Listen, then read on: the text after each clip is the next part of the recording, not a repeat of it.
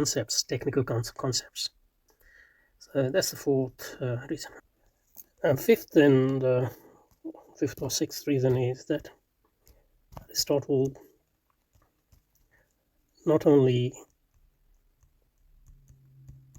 institutes philosophy as a discipline, but also gives its most basic and fundamental classifications, subdivisions, and he has worked on all those subdisciplines, which are now part and parcel of Western philosophy as well as Western sciences. So, for example, just roughly,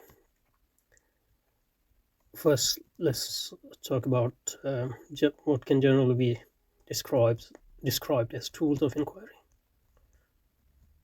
So, obviously, his deductive logic has dominated logic for thousands of years. I mean, even today it remains relevant despite advances in modern formal logic.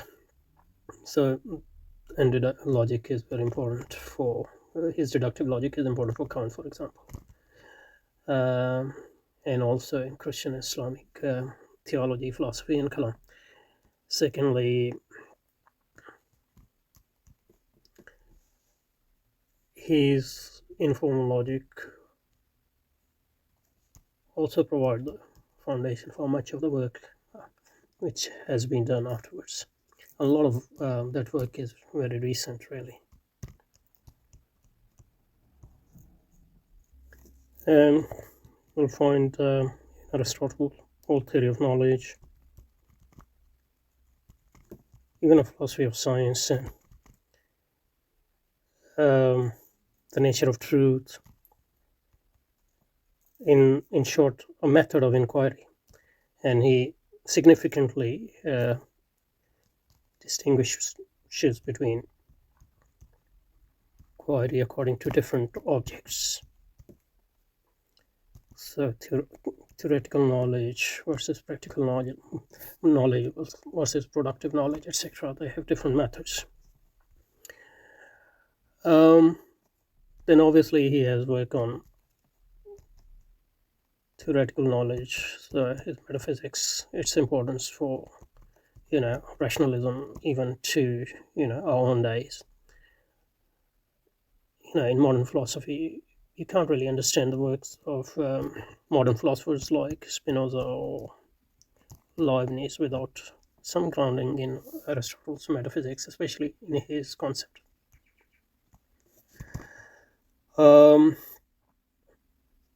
And obviously, Aristotle's categories are hugely important.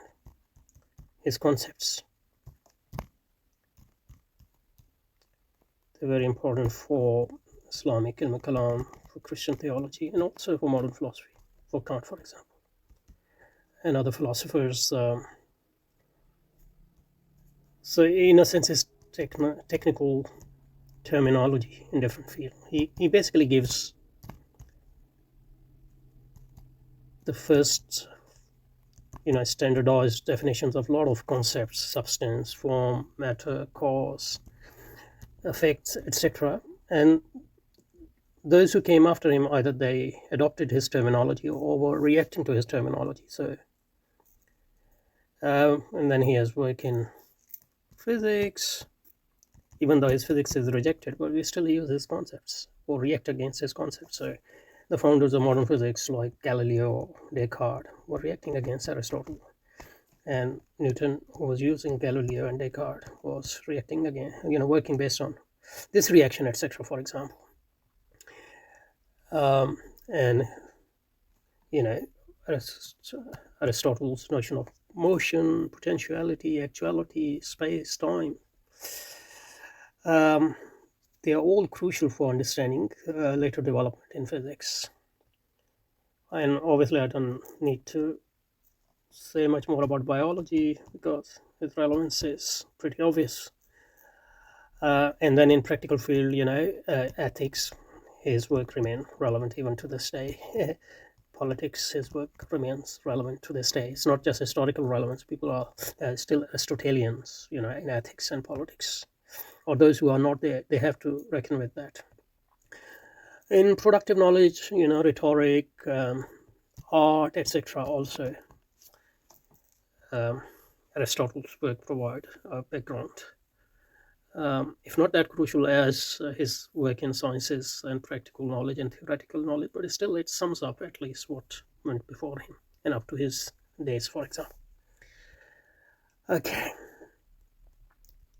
So for all these reasons, I think Aristotle is the obvious choice for me. If I had to focus on two philosophers, Aristotle would be my first choice.